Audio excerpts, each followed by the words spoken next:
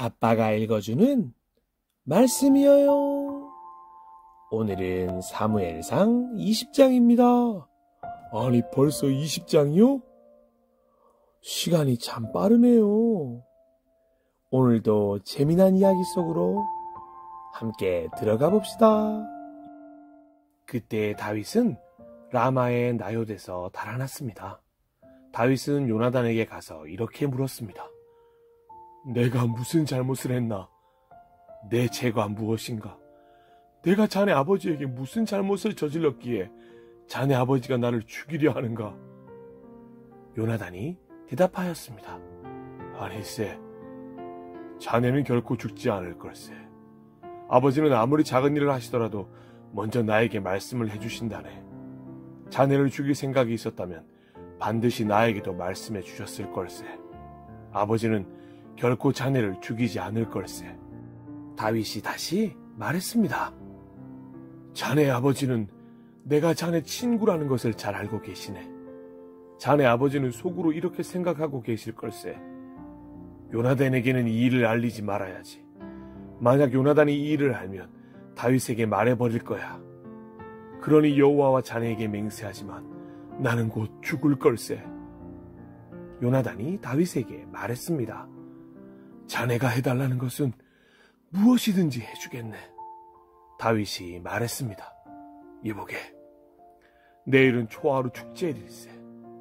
나는 왕과 함께 식사를 하게 되어 있네. 하지만 나는 3일 저녁까지 들에 숨어 있겠네. 자네 아버지가 내가 없어졌다는 것을 눈치채시면 이렇게 말해주게나. 다윗은 나에게 자기 고향 베들레헴으로 가게 해달라고 말했어요. 해마다 이맘때에는 그의 온 가족이 제사를 드린답니다. 만일 자네 아버지가 잘했다라고 말씀하시면 나는 무사할 걸세. 하지만 자네 아버지가 화를 내시면 자네 아버지가 날 해칠 생각이 있는 걸로 알게나. 요나단, 자네 종인 나를 도와주게. 자네는 여호와 앞에서 나와 약속을 하였네. 나에게 죄가 있다면 자네가 나를 죽이게나. 자네 아버지에게 넘겨줄 필요가 없지 않겠나. 요나단이 대답했습니다. 아니세, 결코 그럴 수 없네. 아버지가 만약 자네를 해칠 생각을 갖고 있다는 것을 알게 되면 반드시 자네에게 알려주겠네. 다윗이 물었습니다. 자네 아버지가 자네에게 엄하게 대답하면 누가 나에게 알려줄 수 있겠나? 요나단이 말했습니다. 들로 나가세. 그래서 요나단과 다윗은 함께 들로 나갔습니다. 요나단이 다윗에게 말했습니다. 이스라엘의 하나님 여호와 앞에서 이렇게 약속하네. 모레 이맘때까지 아버지의 마음을 알아보겠네. 만약 아버지가 자네에게 나쁜 마음을 품고 계시지 않다면 자네에게 그 소식을 알려주겠네. 하지만 만약 아버지가 자네를 해칠 마음을 품고 계시다면 그 사실도 자네에게 알려주겠네. 그래서 자네가 안전하게 멀리 도망갈 수 있도록 하겠네. 그렇게 하지 않는다면 하나님께서 나에게 무서운 벌을 내리셔도 감당하겠네. 여호와께서 내 아버지와 함께 계셨던 것처럼 자네와도 함께 계시기를 바라네. 내가 살아있는 동안 나에게 여호와의 사랑을 베풀어 주게나. 그래서 내가 죽지 않게 해주게. 내 집안에도 변함없이 사랑을 베풀어 주어야 하네. 여호와께서 자네의 모든 원수를 이 땅에서 없애버리시더라도 우리 집안에 대한 사랑을 버리지 말아주게. 요나단은 다윗과 약속을 하며 여호와께서 다윗의 원수들을 벌주시기를 바라네 하고 말했습니다. 그리고 요나단은 다윗에게 자기와 맺은 사랑의 약속을 다시 말하게 했습니다. 요나단은 다윗을 자기 목숨만큼 사랑했기 때문에 그런 약속을 하게 하였습니다. 요나단이 다윗에게 말했습니다. 내일은 초하루 축제일이네. 하지만 자네의 자리는 빌 것이고 내 아버지는 자네가 없어졌다는 것을 알게 될 걸세. 이틀 뒤에 자네는 지난번에 숨어있던 곳으로 가서 에셀 바위 곁에서 기다리게. 그러면 내가 화살 3발을 바위 가까이로 쏘겠네. 마치 어떤 목표물을 향해 쏘는 것처럼 쏘겠네. 그리고 나서 소년을 한 명 보내서 그 화살들을 찾으라고 말하겠네. 만약 내가 얘야 너무 멀리 갔다. 화살은 내 뒤쪽에 있으니 이리 주워오너라 하고 말하면 자네는 숨어있는 곳에서 나와도 상관없네. 여호와께 맹세하지만 자네에게 위험한 일이 없을 테니 그곳에서 나와도 좋을 걸세. 하지만 만약 내가 얘야 화살은 내 앞쪽에 있다 하고 말하면 여호와께서 자네를 보내시는 것으로 알고 그곳을 떠나가게. 우리가 이야기한 것을 기억하게. 여호와께서는 자네와 나 사이에 영원한 증인이시. 그리하여 다윗은 들에 숨었습니다. 초하루 축제일이 이르자 왕이 식탁에 앉았습니다. 왕은 언제나 앉던 자리인 벽 가까이에 앉았습니다. 요나단은 왕의 맞은편에 앉았고 아브넬은 왕의 곁에 앉았습니다.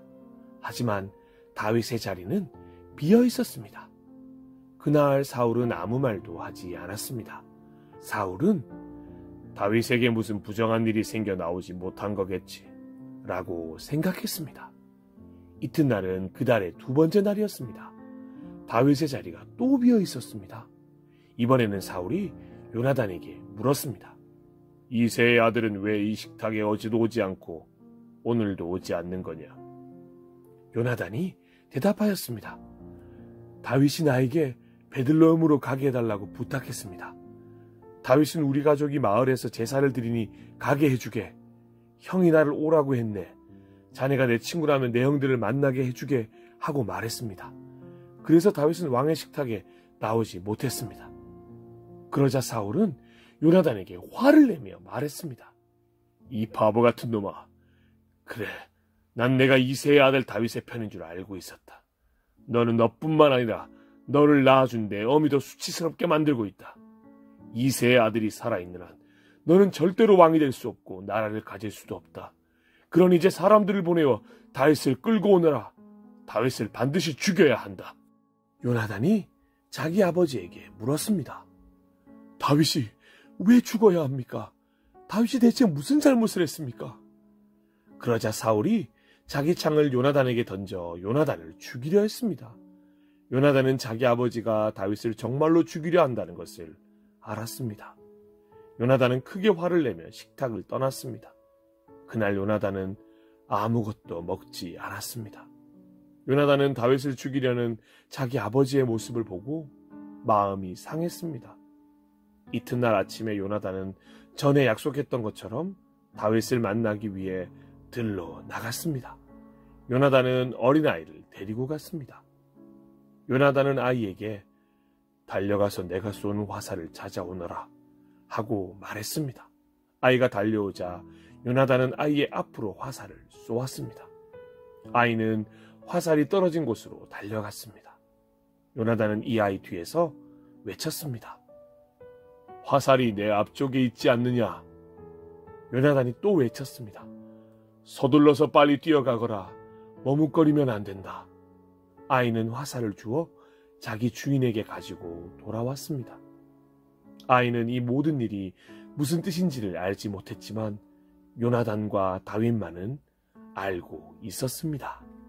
그리고 나서 요나단은 자기 무기를 아이에게 주면서 마을로 돌아가거라 하고 말했습니다. 아이가 떠나자 다윗은 바위의 남쪽에서 나왔습니다. 다윗은 땅에 머리를 대고 요나단에게 절을 하였습니다. 다윗은 그렇게 3번 절을 하였습니다. 그리고 나서 다윗과 요나단은 서로 입을 맞추면서 함께 울었습니다. 다윗이 더 많이 울었습니다. 요나단이 다윗에게 말했습니다. 평안히 가게. 우리는 여호와 이름으로 맹세하였네. 여호와께서 자네와 나 사이에 그리고 우리들 자손들 사이에 영원한 증인이시네. 그리고 나서 다윗은 떠났고 요나단은 마을로 돌아갔습니다. 아빠가 읽어주는 말씀이어요. 오늘 사무엘상 20장에서는 이렇게 다윗과 요나단이 헤어지게 되었답니다. 읽다가 눈물이 나올 뻔했어요. 이제 다윗은 또 요나단은 어떻게 될까요? 다음 시간 사무엘상 21장에서 계속 어떤 이야기가 이어지는지 우리 함께 살펴보기로 해요. 그때까지 모두 건강하세요. 사랑하고 축복합니다. 안녕. 뿅뿅뿅뿅.